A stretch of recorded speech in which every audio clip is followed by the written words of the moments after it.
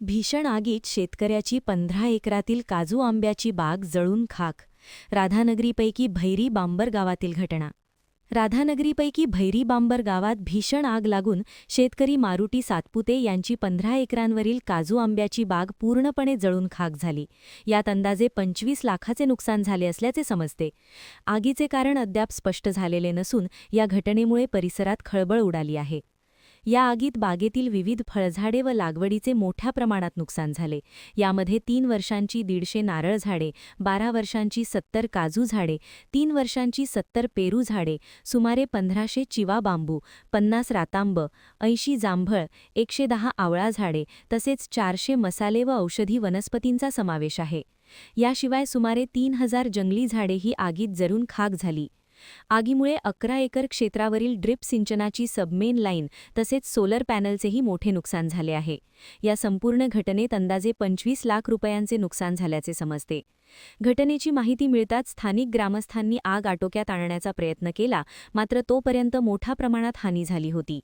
आगीमागील नेमके कारण काय याबाबत अद्याप स्पष्टता नसून संबंधित यंत्रणांकडून तपास सुरू आहे. दरम्यान अचानक आलेल्या या आपत्तीमुळे शेतकरी मारुती सातपुते यांच्यावर आर्थिक संकट कोसळले असून शासनाने तातडीने पंचनामा करून मदत जाहीर करावी अशी मागणी होत आहे. महान कार्य न्यूजसाठी विजय बकरे, राधानगरी. राधानगरी येथील कुडा ते भैरीबांबर दरम्यान सातपुते मळा आहे. त्या ठिकाणी मारुती सातपुते यांच्या भर आलेल्या पिकामध्ये काजूची फळबागेची लागवड केली होती. त्या ठिकाणी हापूस आंबे होते, पेरूची बाग होती, आंबे होते, त्याचबरोबर काही बांबूची लागवड केलेली होती, ठिबक सिंचन केलेलं आहे, त्याचबरोबर सोलर सिस्टीम बसवलेली आहे.